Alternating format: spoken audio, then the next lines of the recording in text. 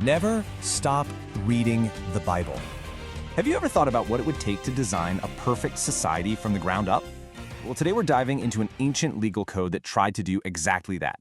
And it's so much more than just a list of rules. Really, it's a detailed blueprint for an entire community, all built around this one big idea, holiness. So let's figure out what that actually meant. So that's really our big question here. How could a set of laws truly shape an entire society? We're not just looking at a list of things you can't do. We're trying to get inside the logic to understand the kind of people these laws were trying to create, and how every single rule was like a puzzle piece in this massive social experiment. Okay, so the whole plan kicks off with one core command: be holy. But what does holy even mean in this context?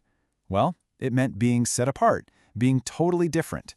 And that single idea, that's the cornerstone for the entire structure. What's really striking is how this whole thing begins. Before you get a single rule, it lays down a massive warning. Do not live like the nations all around you. This immediately sets up a contrast. The identity of this new community was going to be defined by what it wasn't. And this wasn't just a suggestion, you know? It was the absolute, non-negotiable starting point for everything that follows.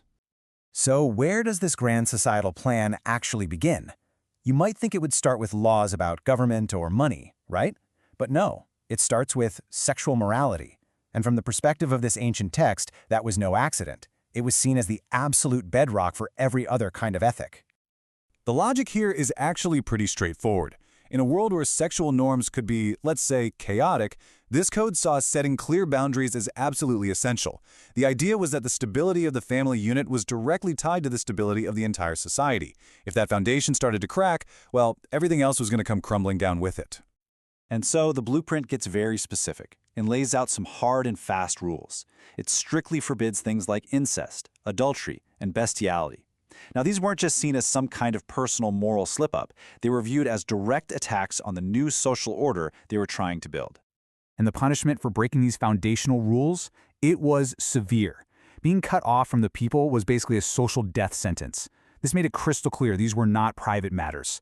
From the blueprint's point of view, violating these core ethics was an assault on the entire community, a threat that had to be, surgically removed.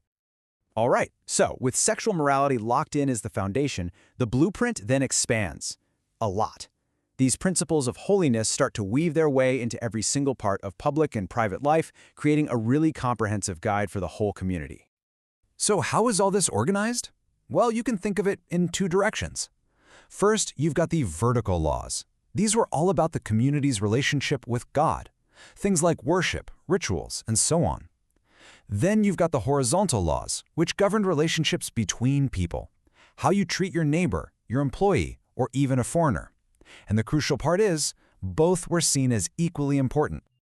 And believe me, this wasn't just some abstract theory. These horizontal rules had very real, practical applications. The code demanded things like fair and impartial justice in court, complete honesty in the marketplace, no funny business with weights and measures, and a really radical commitment to taking care of the most vulnerable people, including the poor, the weak, and even foreigners living among them. Of course, a blueprint is pretty useless if you can't enforce it. So what happened when people actually broke the rules? Well, the code lays out a really clear system of consequences, all of it designed to protect the community's integrity. This next part isn't just a random list of punishments. It's more like a hierarchy. It identifies which crimes were considered so serious that they could actually endanger the entire society. These acts weren't just seen as individual mistakes. They were viewed as a kind of poison that could unravel the whole social fabric. And for these ultimate threats, the punishment was the most severe imaginable, the death penalty. Now, this was reserved for a very specific set of offenses. Idolatry, like the worship of Molech, trying to contact the dead by consulting mediums, publicly cursing your own parents, and those foundational sexual prohibitions we talked about earlier. So, why such an extreme penalty? The text actually gives its own reason. From its viewpoint, these specific acts weren't just crimes against another person, but a total rejection of the community's foundation, a kind of rebellion that just shattered its unity. In that sense, the punishment was designed to match the scale of the perceived threat. Okay, let's pull all of these threads together now. After going through all these different rules, we can see that this entire, complex blueprint is actually built on a very simple but incredibly powerful idea. Everything we've looked at, From sexual ethics to fair business deals to capital punishment, it can all be boiled down to two foundational pillars. These two relationships are what hold the entire blueprint together. And here they are, the big takeaway. The survival and the whole purpose of the community rested on these two pillars. You have the vertical pillar, a proper relationship with God, and you have the horizontal pillar, a just and compassionate relationship with each other.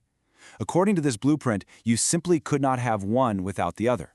They were two sides of the same coin, the absolute essential foundation for this holy society.